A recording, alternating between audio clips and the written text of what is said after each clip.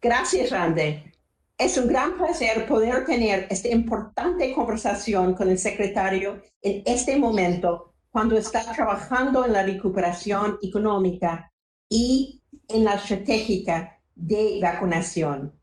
Secretario, muchas gracias para tu tiempo y agradezco la colaboración con usted y con su equipo en este evento. Esperamos que podamos reunirnos en persona más tarde este año. Voy a dejar fuera el próximo año porque yo espero que puede ser este año. Vamos a comenzar ya con las preguntas. El gobierno de México ha actualizado al alza el crecimiento económico para 2021 y 2022. ¿Cuáles son las principales bases para esto y en qué medida prevén la participación del sector privado en la recuperación económica?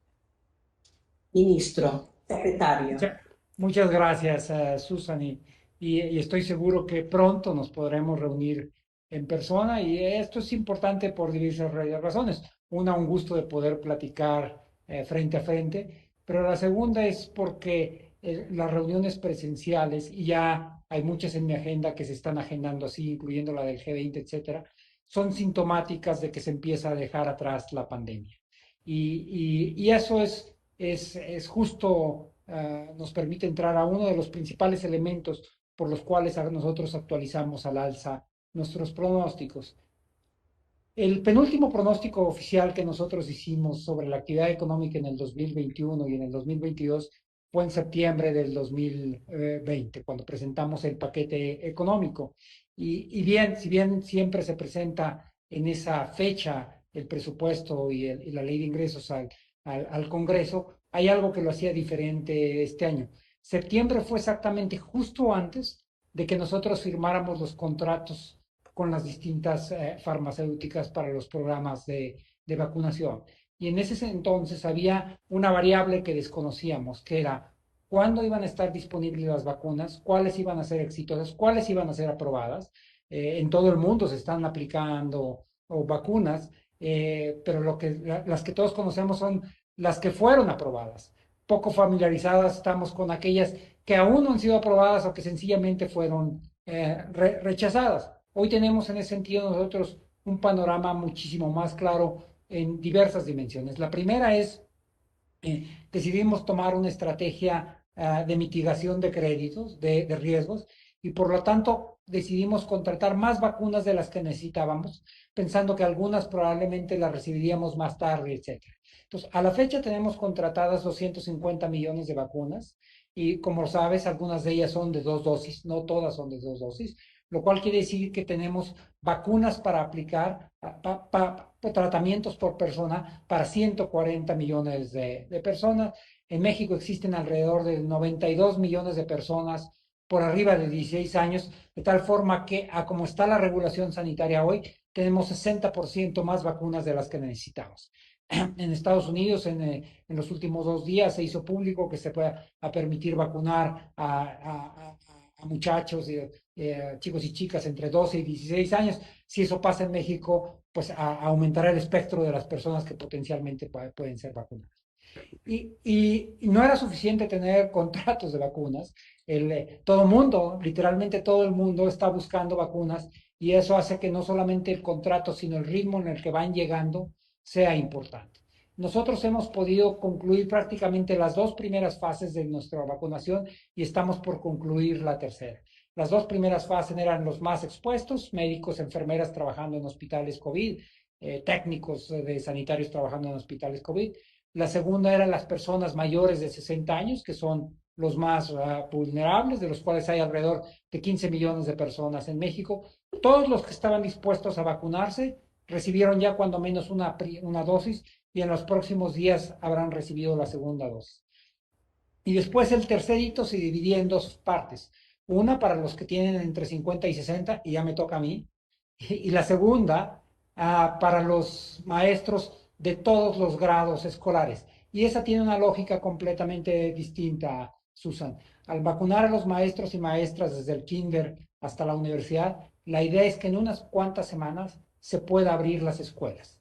y eso va a tener un impacto en el ánimo de las personas, pero también en el trabajo. O sea, va a tener un impacto directo en la educación, pero va a tener un impacto también en la medida en que hay muchos padres, fundamentalmente las Es- madres, que hoy se quedan en casa para cuidar de los hijos que están tomando clases en línea, puedan reincorporarse a sus labores.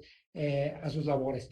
El estimado que tenemos nosotros es que la última dosis que necesitamos recibir para los maestros se va a recibir justo en unos días, el 17 de mayo. Tardamos 2 o 3 días en aplicarlo, de tal forma que en 2 semanas a más tardar, la totalidad de los maestros en el país estarán vacunados. Y esto te da una idea ya de que el país está entrando en un franco proceso de reapertura. Hasta hoy ha habido un crecimiento económico en el país, pero ha sido un crecimiento asimétrico. Es decir, los sectores que son más intensos en contacto van rezagados. Y también los sectores, el primer sector que fue golpeado y el que va más retrasado es el turismo. Eh, que depende no nada más de cómo vacunemos nosotros acá, sino de cómo vacunan ustedes en Estados Unidos. Si uno juzga por lo que está pasando en Miami, claramente ya están con el ánimo de empezar a vacacionar. Y eso son buenas noticias para 3 estados en México que dependen casi exclusivamente del turismo: Quintana Roo, Baja California Sur y Nayarit. Bueno, ese es el primer elemento. El segundo elemento que fue muy, muy importante es justo la actividad económica en Estados Unidos. Como sabes, hay un debate en Estados Unidos sobre si la recuperación va muy rápido. Es el tipo de debates que a nosotros nos gusta escuchar, si las cosas van muy bien y si hay quienes se preocupan de que vayan muy bien. Y ya tiene, sí, ya tiene efectos que se sienten en México. Hay 3 entidades en nuestro país que recuperaron todos los empleos perdidos en la pandemia y que tienen más empleos que antes del COVID. Y 2 de esos estados son estados fronterizos, Baja California y Chihuahua. Y ahí la explicación de lo que está pasando es básicamente la explicación de lo que está pasando del otro lado de la frontera, donde hay un arrastre de la actividad económica de esas entidades por el arrastre que hay en la actividad económica en Estados Unidos. Y finalmente, 2 elementos que me parece que ayudan poner en perspectiva muy claramente el efecto virtuoso de la recuperación. En la medida en que ha empezado a reabrirse la economía, las perspectivas sobre el futuro mejoran y eso hace que 2 precios que son muy importantes para nosotros mejoren. Uno es el tipo de cambio. En el peor momento, el tipo de cambio estuvo a 25.3 pesos por dólar. Hoy está alrededor de 20 pesos por dólar. En los últimos días estuvo rompiendo la barrera de los 20 pesos por dólar, llegando a niveles muy similares a los que teníamos antes de la pandemia. Y el otro es el precio del petróleo. El precio del petróleo llegó justo el año pasado a pegar en un piso que nunca habíamos visto históricamente. En el presupuesto lo tenemos estimado a $42 por barril. La semana pasada estaba en cerca de $60 por barril. Entonces, todas estas variables se están moviendo en la dirección adecuada y eso es lo que nos permite suponer que este año va a ser mejor de lo que estábamos esperando. Y Arturo, volviendo a a la vacunación, ¿cuándo tú crees que todo México puede ser vacunado? Al final de este año, el próximo año, y tú tienes el mismo problema que tenemos en los Estados Unidos, gente que no quiere ser vacunada. Si me permites, voy a empezar por ese último punto. Ok. Y yo creo que sí hay una diferencia cultural muy importante entre Estados Unidos y México con relación a ese punto. Entre otras razones, porque al ser un país en desarrollo, hemos estado expuestos a mucho más epidemias que lo que pues suelen estar expuestos los países desarrollados. Y por esa razón, sobre todo por la vacunación de los niños, la vacunación en algunos de los programas no es voluntaria, es obligatoria. Ok. Entonces, por ejemplo, la vacunación de los niños es obligatoria y de hecho, para poderse inscribir en la escuela, los niños tienen que presentar su cartilla de vacunación. Y eso ha ayudado a generar una cultura en México donde hay muchísimo mayor aceptación que lo que hay en Estados Unidos. No solamente hay mayor aceptación, sino hay menos debate. De hecho, no hay un debate. Puede ser que hay gente que esté optando por no vacunarse, pero no hay la discusión que vemos en los medios, etcétera. Y eso, los niveles que estamos encontrando, por ejemplo, Ayer estábamos revisando las cifras de vacunación, si mal no recuerdo, eran en Durango. eh, Se vacunaron el 102% de los maestros, lo cual quiere decir que algunos que no eran maestros se fueron a formar en la fila y Claro, se, y se, familia de maestros. sí, sí, sí, y se vacunaron. Entonces, esto te da una idea de hacia dónde va. Ahora, el proceso de vacunación, que depende de las llegadas de las vacunas, está moviendo muy rápido. Y había dos elementos que generaban incertidumbre en nuestro país. Una, nos tardamos más en poner a punta las plantas que están envasando en México. En México se está envasando de AstraZeneca y se está envasando de CanSino. Y la de AstraZeneca se tardó un poquito en echar a andar. De hecho ya está produciendo, se tardan unas semanas de pruebas el primer lote, pero el primer lote se recibe el 24 de mayo. Y una vez que eso pase, las vacunas están siendo producidas aquí, así es que tenemos mucho mayor control. Vamos a estar recibiendo solamente de AstraZeneca entre 10 y 12 millones de vacunas por mes. Eh, Pfizer, que ha funcionado muy bien y nos está siendo embarcada ahora de Estados Unidos también. Entonces, en mi opinión, el reto por el que justo estamos transitando ahorita es un reto de tener pocas vacunas y tener que ser muy selectivos a quién se las aplicas, a un reto de que en unas cuantas semanas se va a traducir en un reto de tener pocos vacunadores. Es decir, lo que vamos a necesitar el reto va a ser en la velocidad para aplicar vacunas. Si estas cosas salen bien y va razonablemente bien los pronósticos, yo creo que más bien hacia el finales del verano, principios del otoño, muy principios del otoño, toda la población que hoy es una población que puede ser susceptible de ser vacunada, estará vacunada. Los números podrán cambiar si en el verano, por ejemplo, se prueba y se autoriza que los menores de edad, los niños entre mayores de 12 años pueden ser vacunados. Eso en un país como México, donde la pirámide de la población todavía es ancha en la base, quiere decir que muchos más Claro. millones serán susceptibles de ser vacunados. ¿Y estás todavía comprando más vacunas No, yo creo que hay distintas razones por las que no. Una razón presupuestal. Los médicos se entusiasman con esto y les gustan probar vacunas de one shot, vacunas de dos de two dosis, shots? que tienen esto. Y yo les dije, ya solamente hay cierto número de mexicanos. Ya enfoquémonos en ellas. Pero eso va a ayudar mucho turismo, que es muy importante cuando empiece la estación de turismo en el invierno en los Estados Unidos, ¿no? Sí, yo creo que hay una característica además muy importante de la secuencia que hemos tenido que se va a materializar en la economía. Y es que cuando nosotros estábamos vacunando a los adultos mayores, esto era esencial para nosotros porque es el grupo más vulnerable, pero también es el grupo donde hay probablemente un mayor porcentaje de personas que ya están retiradas, que no estaban trabajando. Entonces, salirnos moviendo hacia 50 años y en unas cuantas semanas a 40, 50, ese ya es un porcentaje de la población que está empleada en general. Entonces, la transición no nada más es en etapas, sino es una transición hacia el personal que está empleado y que por lo tanto o regresará con mucha mayor confianza a sus labores o se podrá incorporar a sus labores. Entonces yo sé, todos nosotros tenemos preocupaciones.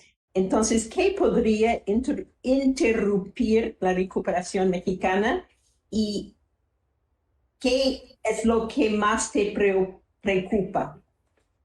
No, Worry you the most. te voy a decir qué es lo que más me preocupaba y afortunadamente eso ya lo pasamos. Como tú sabes, hubo algunos repuntes o terceras olas en algunos países, en Estados Unidos también, hacia finales de enero, y el nivel de vacunación tan rápido me parece que ha derrumbado esa tercera ola.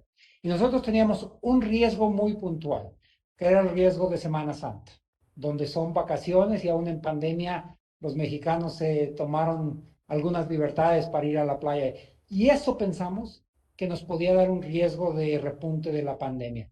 Y lo que vimos estadísticamente es una caída muy importante y 15 días después de Semana Santa, un brinquito pequeñitito. Entonces, un poco de suerte está también, porque, Claro.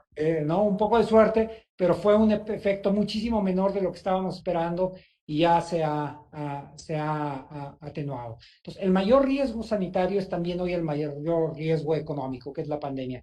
Y hasta ahora parece ser que lo tenemos bajo control. Lo que tenemos que hacer ahora es empezarnos a ocuparnos en lo que va a ser el despegue después del despegue post-COVID. Y ahí seguramente el enfoque o uno de los enfoques centrales va a ser en cómo apalancar el Tratado de Libre Comercio, ¿no? En el Tratado de Libre Comercio nosotros siempre apostamos a que iba a ser uno de los brazos más importantes del crecimiento mexicano en los próximos años, pero lo firmamos en noviembre del 2019, un mes antes de que llegara el primer caso a Wuhan. Entonces, ha estado en una especie de impas, dormido ahí durante la pandemia. Y ahí hay varias acciones que tenemos que hacer. Uno, tenemos que acercarnos a las empresas y en ese sentido, foros como el de America Society son muy importantes. Entender qué es lo que requieren, qué es lo que necesitan. Nosotros estamos convencidos, como está convencido todo el mundo, que va a haber una relocalización de parte de la cadena de valor que se encontraba en Asia hacia otros lados del mundo. Y la segunda, que eso es algo que estamos empezando de verdad con mucha seriedad, estamos empezando a apostarle muy fuerte a, a la modernización de la infraestructura asociada al comercio exterior. Eso quiere decir la modernización de las aduanas, de los puertos, de los aeropuertos, de las salidas de los puertos, etcétera, ¿no? Y tenemos un programa para el cual tenemos por un lado recursos, pero por el otro, Susan, y esto tiene que ver con la primera parte de la pregunta que tú hiciste, con un rol muy importante para el sector privado. Y te doy un ejemplo. Por favor. El principal puerto de México es el puerto de Manzanillo, ¿no? Y el puerto de Manzanillo tuvo una pequeña caída durante la pandemia, de una idea de la fortaleza económica de ese puerto. Pero tiene tal fortaleza que está generando tráfico adentro del puerto. Entonces nosotros tenemos que construir caminos y carreteras dentro del puerto. Pero después ese puerto, los bienes salen por carretera. Y entonces hay necesidad de mejorar la infraestructura carretera. Y estamos generando una desviación en la ciudad de Colima que está ya construyéndose con una concesión al sector privado, de tal forma que la inversión, el riesgo y los fondos vienen del sector privado y también parte de los ingresos de esa carretera, que es una carretera de peaje, irán al sector privado. Entonces, esto es un ejemplo de cómo estamos enfocándonos en sectores estratégicos de infraestructura, sobre todo aquellos asociados al comercio exterior, pero también de cómo estamos complementando el uso de recursos públicos con recursos privados. Eso es muy importante para el futuro de México, pero para también los Estados Unidos, porque mejor infraestructura, conectividad entre los dos países va a ser muy importante también. Y tú mencionaste TMEC y la cadena de valor, ¿no? Que un poco pertenece también a TMEC. Entonces, ¿qué importancia tiene TMEC en la recuperación de la economía mexicana, en tu opinión? Yo creo que va a ser muy importante en la recuperación, pero todavía va a ser más importante en el crecimiento después del COVID. Es decir, esto tiene que ser uno de los elementos centrales y hay muchas razones por las que nosotros estamos convencidos de que va a jugar un rol crucial. Eh, Primero, en el último año hemos estado enfocados en la pandemia y a veces se nos olvidan cuáles eran los problemas antes de la pandemia. Pero en el 2019, antes de la pandemia, no es ningún secreto que el elemento que capturó la atención de todos fue el conflicto comercial entre Estados Unidos y China. Y eso va a requerir que haya parte de la cadena de valor que se tenga que ir a otros lugares. Ahora, esa incertidumbre que existe entre la relación de Estados Unidos y China, pues tiene que buscar un lugar donde haya certidumbre. Claro. Y en México teníamos un tratado de libre comercio, pero estaba siendo cuestionado. Por esto este segundo tratado de libre comercio era muy importante, no porque no existiera, sino porque necesitábamos uno nuevo que diera certeza hacia los próximos años. Entonces, eso nos parece que es muy importante. El segundo punto es la pandemia puso en estrés diversas dimensiones de la vida. La parte sanitaria, pero tuvo un impacto en la vida económica, tuvo un impacto en las finanzas públicas, sobre todo de algunos países, y por lo tanto en la parte macroeconómica, y también tuvo un impacto que fue muchísimo menor de lo que todo el mundo esperaba en el sector financiero. Entonces, en ese sentido, nosotros estamos saliendo, a pesar de que fue la crisis más seria desde 1932, con finanzas públicas robustas, sin mayores desajustes en la parte macroeconómica y con un sector financiero que como tomó precauciones, salió paradójicamente más fortalecido que como entró a la pandemia. Antes de la pandemia, los bancos tenían un nivel de capitalización del 15%, ahora es del 17%. De tal forma que nos parece que están puestos los ingredientes en la mesa en México para un crecimiento que pueda apuntalarse tanto en la inversión pública local como en la inversión extranjera. Y ahí, si me permite, Susan, me quisiera agregar un elemento que es poco conocido.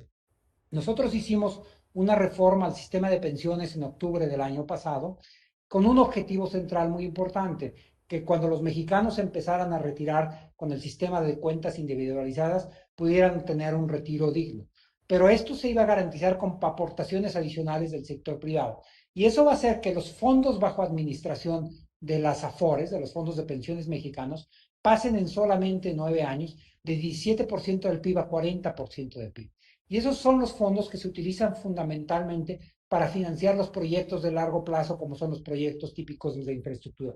Así es que hay muchas cosas positivas que se han venido cocinando y que ahora nos permiten generar una buena base para ello.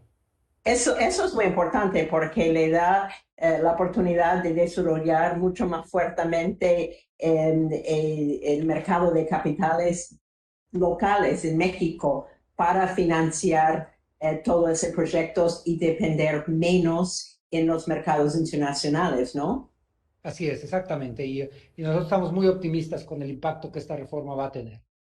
Eso es muy, yo creo que eso es fundamental y muy importante. Y como tú dices, es menos conocido esta reforma, sino por las empresas, las compañías de fondos de pensiones, ¿no? Eh, Hablando del sistema financiero, el contexto actual ha conducido la evolución del sistema financiero a nivel global.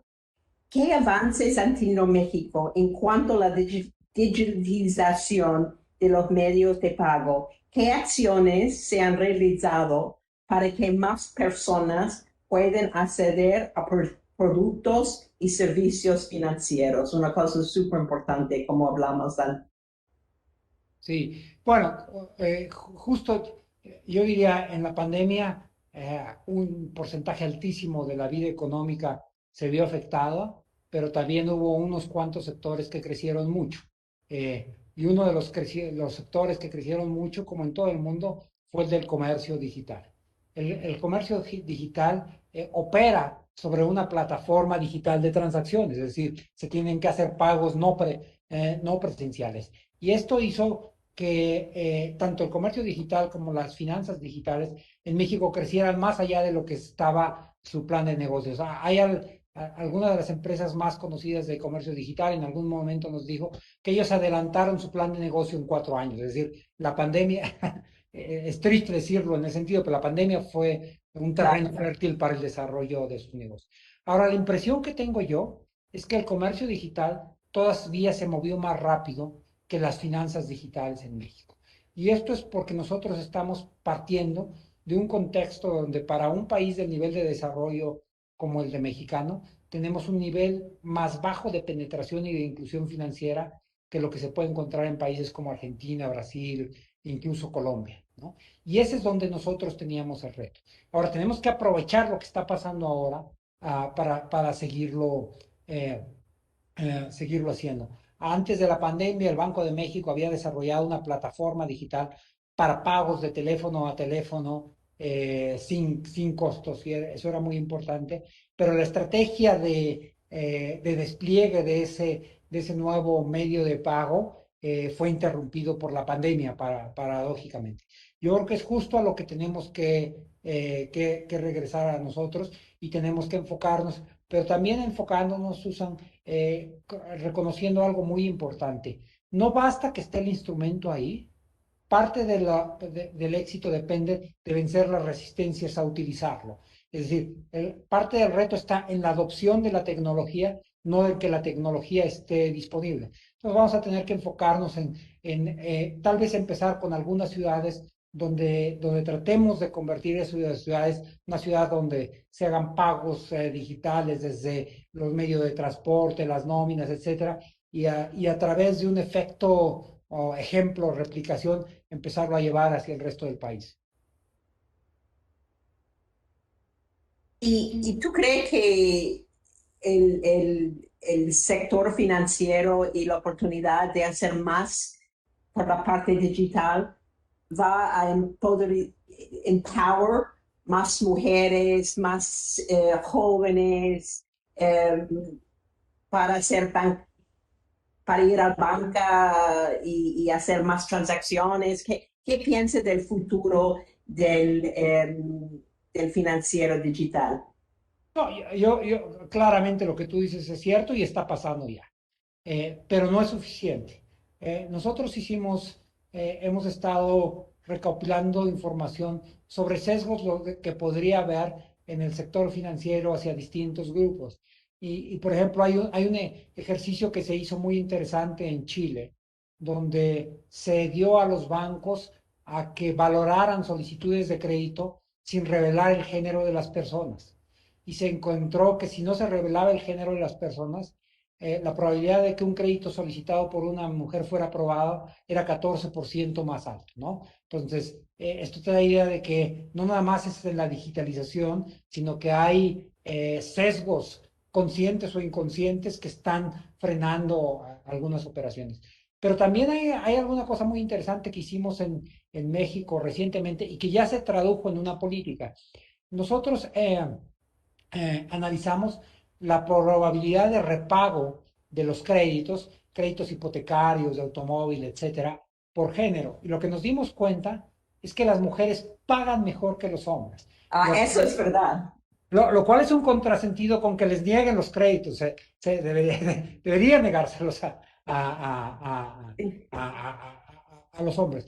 Y lo que hicimos esto fue, sin que fuera una política de acción afirmativa, bajar las reservas para los créditos que se dan a las mujeres. No porque sean mujeres, sino porque son mejores pagadoras. Esto pasa en el sector financiero. Si un determinado sector tiene menor probabilidad de default, las reservas y por lo tanto la tasa de interés potencial debería ser menor. Y esto lo acabamos de adoptar como una política ya a través del regulador. Es una cosa que nos parece verdaderamente innovadora y vamos a ver qué resultados da. Eso es muy interesante porque yo he leído un artículo hace mucho tiempo que las mujeres, por ejemplo, entienden mejor perder una casa, entienden mejor perder un refrigerator o algo en la casa. Entonces pagan porque saben, si no pagan, lo van a perder. Sí, así es. En, Otra pregunta, dado el gasto público aumentado para proveer estímulos económicos, ¿cómo se ha manejado el plan de financiamiento y cómo se apoyaría a las poblaciones vulnerables? Mira, primero empiezo por la última parte. Un sello de esta administración y terminó siendo una coincidencia muy afortunada fue el fortalecimiento de las redes de protección social. Y entonces, ese programa nosotros lo desplegamos en el 2019 por una convicción de que en un país con las desigualdades que había en México teníamos que protegerlos. De tal forma que cuando la pandemia pegó, nosotros ya habíamos hecho el fortalecimiento de la red de protección social. Te doy un ejemplo muy importante. Nosotros habíamos identificado que en la preparatoria, lo que sería el equivalente al high school en Estados Unidos y en la universidad, algunos estudiantes abandonan la escuela no porque les esté yendo mal en la escuela, sino porque hay un costo de oportunidad. Sus familias requieren que se incorporen al mercado laboral para que ayuden a sufragar los gastos de la familia. Entonces, cuando nosotros decidimos adoptar un programa de becas, tenía un doble propósito. Por un lado, facilitarle a esos estudiantes su tránsito por la escuela, pero por el otro lado le pusimos un costo de oportunidad, una etiqueta, un price tag, como dirían en Estados Sí, Unidos, sí, sí. a abandonar la escuela. Bueno, eso que hubiera sido un nivel de abandono aún mayor durante la pandemia fue frenado por eso, porque aún cuando estuvieran tomando clases en línea, etcétera, seguían recibiendo una beca y por lo tanto tenían incentivos a permanecer, a permanecer en la escuela, ¿no? Por otro lado, otra coincidencia afortunada fue en el 2019. Nosotros decidimos enfocarnos y también un poco en el 2020, antes de la pandemia, porque el presupuesto fue aprobado antes del primer caso de Wuhan, en cerrar algunas de las lagunas que había en el código tributario y en la parte de administración tributaria que permitían la evasión. Entonces, pasó un hecho paradójico donde nosotros tuvimos una de las caídas más importantes en la actividad económica, pero básicamente pudimos alcanzar nuestras metas de recaudación en la parte tributaria. Entonces, nos sentimos cómodos como vamos hasta ahora. Y, y en tu opinión, ¿los jóvenes han perdido un año de educación durante la pandemia o no han perdido un año, han perdido 6 meses? ¿O qué tienen tus planes para recuperar lo que han perdido durante la pandemia? Bueno, el primero es justo a lo que hice referencia al inicio de nuestra conversación, que era la urgencia de vacunar a los maestros para poder regresar a clases presenciales. Porque una de las cosas que nosotros estamos muy conscientes es, en un país con los niveles de desigualdad que existen en México, el impacto de la pandemia en los jóvenes es asimétrico. Y déjame darte dos datos. El índice de desarrollo humano se puede calcular a nivel de municipio, de ciudad en el mundo. La alcaldía de Benito Juárez en la Ciudad de México tiene un índice de desarrollo humano idéntico al de Suiza, pero hay ciudades en México que tienen índices de desarrollo humano de África subsahariana. Entonces, no es difícil pensar que los niños y los jóvenes que están tomando clase en línea en la alcaldía de Benito Juárez tienen internet en su casa, tienen iPads, tienen computadoras, tienen todo lo que requieran. Entonces, si tú me haces esa pregunta para ese tipo de niños, probablemente no han perdido ni unas semanas. Ahora, si pensamos en algunos poblados en la sierra de Oaxaca donde no hay internet, es muy difícil imaginarse que no haya tenido un impacto. Entonces, lo más importante ahora es poder regresar a clases y por eso necesitamos que los maestros se sintieran seguros y seguramente vamos a hacer requerir de la solidaridad de los maestros, donde tengamos que extender el periodo de clases durante el verano, donde a veces no se habían dado.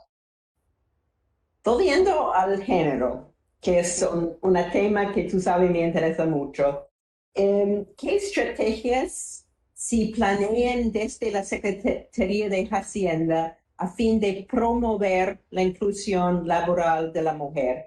¿Y qué efecto eso tendría sobre la economía? Tú hablaste Mira, mucho sobre eso, ¿no? sí. Mira, hay dos cosas que ya estamos haciendo muy concretas, ¿no? Porque creemos que el problema es tan evidente que necesitamos dejar atrás el diagnóstico y empezar a operar en los hechos. Una, hicimos un ejercicio que nos pareció muy importante de capacitación para mujeres en pequeñas y microempresas, donde se les dio capacitación en temas muy básicos de manejos de Excel, de una contabilidad, de saber llevar un ingreso, gasto, etcétera, ¿no? Y fueron algunos cientos de mujeres, tal vez algunos miles pequeños de mujeres. Y los resultados fueron muy alentadores. Aumentaban hasta en un 37% sus ingresos, disminuían los costos, las empresas seguían operando. Y eso es lo que estamos apostando ahora, es a escalar ese ejercicio, porque pues fue muy bueno para esos cuantos cientos de mujeres, pero hay millones de mujeres que están en esa condición. Firmamos hace poco un convenio con Alep, que es una institución de capacitación técnica en México, para que ellos nos ayuden a eso. Y eso, digamos, es pensando en las microempresarias en México. Eh, pero también nos hemos dado cuenta que pasa en el otro extremo. Un ejemplo que te va a resultar muy claro es en el sector bancario, donde tú estuviste. En México hay 49 bancos, solamente hay dos bancos cuya directora general son mujeres, uno de ellos es un banco de desarrollo, y solamente hay un banco, Santander, no tengo problema en decirlo porque es muy bueno, cuya presidenta del Consejo de Administración es mujer. Entonces eso da una idea de que los sesgos están en todos los niveles. Lo que hicimos con los bancos hace poco fue firmar un convenio donde ellos de mutuo propio se van a obligar a hacer un diagnóstico y a presentar un programa de inclusión de las mujeres, incluyendo a niveles de dirección. Y yo me siento optimista de que esto pueda operar. El día de ayer firmamos un convenio similar con las aseguradoras, parte del sector financiero también, pero en circunstancias muy distintas, Susana. La presidenta de la Asociación de Aseguradoras en México es mujer y 5 de las cabezas de las 16 aseguradoras más importantes del país son mujeres. Entonces, eso también nos da una idea de que si se empiezan a romper estos tabús, las industrias pueden empezar a abrirse. Y eso no fue una de las preguntas que hablamos antes, pero si tú quieres que inversionistas saben 3 cosas de lo que está pasando en México para sentir bien invertir, ¿qué serían estas 3 cosas? ¿Qué cosas quieren que el inversionista internacional necesita saber sobre lo que está pasando en México para invertir más dinero en México o invertir por la primera vez? Bueno, yo creo que lo primero es el acercamiento y en ese sentido nuevamente nosotros apreciamos esto. Cuando, sobre todo yo he estado ligado mucho más a las operaciones que tienen que ver con el sector financiero, pero cuando nosotros colocamos bonos, los podemos colocar con inversionistas en Estados Unidos y Canadá, pero también en Europa y también en Japón. Y y dependiendo de la cercanía comercial de cada país con México, saben menos o saben más del país. Entonces, a veces lo que los inversionistas requieren es información y tener tranquilidad de que va. El segundo elemento que es muy importante, y eso nos costó mucho como país lograrlo, es asegurar que hay un marco de estabilidad macroeconómica y financiera para el país. Esta es la crisis más seria desde 1932, pero no se parece nada a las crisis de los 80 o de 1995. Es decir, no estuvo seguida de devaluaciones, no estuvo seguidas de inflación, no estuvo seguidas de una quiebra del sector bancario como fue en 1995, no estuvo seguida de un problema de sustentabilidad de la deuda. Entonces, aprendimos de las dificultades, pero ahora, aún en el peor momento, hay un marco de estabilidad muy, muy, muy importante. Y una tercera razón, que esta la sé por el presidente y que él se dio cuenta de ella en una cena que organizaron en Nueva York cuando él era candidato. Y ese día tuvo él una serie de reuniones con empresarios en Nueva York, alguna organizada primero por un banco de inversión y eran más primero analistas del sector financiero, pero concluyó con una cena en American Society con algunos de los empresarios más importantes en Estados Unidos. Y el tipo de preocupaciones entre, digamos, los analistas y los inversionistas del sector financiero fue muy distinta de las preocupaciones que le plantearon algunos de los capitanes de las industrias en Estados Unidos. Y lo que ellos le pedían sobre todo es asegurarse que no hubiera corrupción, porque muchas de las empresas líderes en Estados Unidos, primero tienen que seguir la ley en Estados Unidos que impide corromper a funcionarios de otros países y tienen marcos de gobierno corporativo muy estrictos. Y siente que cuando invierten en un país donde no hay eso, no tienen un piso parejo para la inversión. Y eso es algo que claramente estamos dejando atrás en México. Muchas gracias. Em, Tú tienes en posición no solamente como secretario de Finanzas de México, pero como presidente de la Junta de Gobernadores del Fondo Monetario Internacional y Banco Mundial. ¿Cuál es tu visión sobre cómo llevarán a cabo las reuniones del Fondo Monetario este año en septiembre? Sí, bueno, creo que son en octubre, En pero, octubre, perdón. pero En- Cuando yo era primero, banquera, siempre eran en sí. septiembre, perdón. Sí. Primero van a ser presenciales, lo cual quiere decir que todo el mundo está asumiendo que ahora sí todo el mundo, porque van todo el mundo, se irá lo suficientemente avanzado en el proceso de vacunación para poder asegurar que esta reunión será presencial. Y eso requiere no solamente que la vacunación vaya bien en Estados Unidos, o en el Reino Unido, requiere que vaya bien en Marruecos, en Namibia, etcétera, porque irán banqueros centrales y ministros de Hacienda de todo el mundo. Segundo, todo el mundo está consciente del efecto asimétrico. Me parece que hay algo que ha venido en los países. Hay algo que ha venido cambiando en los últimos meses y es que después de Asia, la pandemia siguió una ruta muy específica. ¿Recuerdas los niveles de contagio en el norte de Italia, en Claro. España, Alemania y después Estados Unidos, en Nueva York, claramente? Y entonces la pandemia se movió primero por estos países, pero todos estos países eran economías avanzadas, que ya tenían tasas de interés muy bajas antes de la pandemia y que reaccionaron muy rápido, bajando aún a niveles cercanos a cero o negativas las tasas de interés en las economías avanzadas, lo cual, entre otras cosas, dio pie a un apoyo por la parte fiscal muy fuerte por dos razones. Una, porque la economía monetaria, la parte de la política monetaria ya no daba más, pero otra porque es relativamente más sencillo financiar déficits cuando la tasa de interés está pegada al piso. Esa no es una característica del resto de los países. La mayor parte de las economías emergentes enfrentan tasas de interés positivas. Entonces, aunque la pandemia la sufrieron todos, los márgenes de maniobra son distintas de las economías avanzadas de las economías emergentes.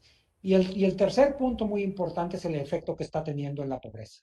Se espera que de la pandemia vamos a salir con alrededor de 180 millones adicionales de personas viviendo en pobreza.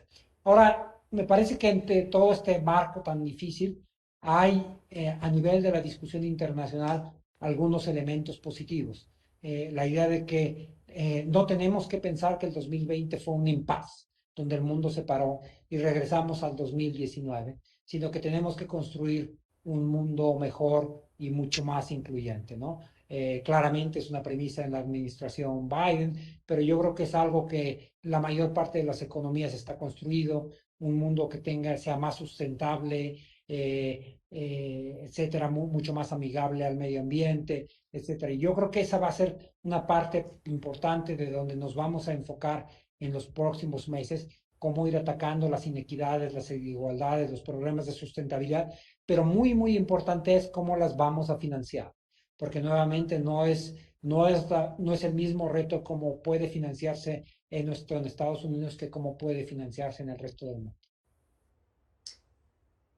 Es una manera, es un momento importante para hacer la misma pregunta. ¿Tú crees que vas a reconstruir un mejor México después de la pandemia? ¿Es tu visión y visión del presidente López Obrador más igual, más pensando en Medio Oriente, etcétera? No, yo creo que estamos obligados a hacerlo, pero me parece también que hay un ingrediente que es distinto hoy que antes de la pandemia. Okay. Ya antes de la pandemia hay que reconocer que empezaba a haber una preocupación en todos lados por los temas de inequidad, que la inequidad es algo que puede generar hasta problemas de eficiencia económica, no es nada más un tema de justicia social. Y esa preocupación que ya estaba ahí se ha visto alimentada por la pandemia, porque ha aumentado las desigualdades, pero también porque la forma de enfrentar a la pandemia es la acción colectiva. Sí, Cuando claro. alguien es vacunado, esa persona se protege, pero también protege a un tercero que aún no ha sido vacunado porque tiene menos probabilidad de ser contagiado. Lo mismo con los cubrebocas, etcétera. Entonces, hay un entorno yo diría, de especie de solidaridad en los países sobre la cuales tenemos que construir, porque puede ser temporal, puede ser que nada más esté coyunturalmente aquí por la pandemia, y tenemos que construir sobre esa para asegurarnos que podemos encaminarnos a una sociedad mejor a la que teníamos antes del COVID. Yo estoy muy de acuerdo con eso. Y como tú dijiste, yo creo que es el punto de vista, la visión del presidente Biden también, es construir el mejor Estados Unidos y el mejor mundo. Y yo creo que lo que hemos visto durante la pandemia es todo lo que necesita en la infraestructura médica, infraestructura educacional, infraestructura eh, de conectividad. no solamente en los países emergentes, pero en países como los Estados Unidos también, ¿no? Así es, así es. Yo creo que todo el mundo estamos convencidos de que tenemos que sacar lo mejor posible de una situación que ha sido extraordinariamente trágica en todo el mundo. Entonces, Arturo, yo quiero agradecerte tu tiempo y además quiero agradecerte tu dedicación y visión para México y el pueblo de México. Te agradezco mucho y te mando mucha suerte y espero de poder vernos en persona muy pronto, ¿eh? Yo estoy seguro de eso. Nos vamos a sorprender, vamos a estar en posibilidades de viajar mucho más pronto de lo que creen. Yo Muchísimas espero gracias. verte en Nueva York muy pronto. Así es. Muchas gracias. Gracias a ti. Hasta luego.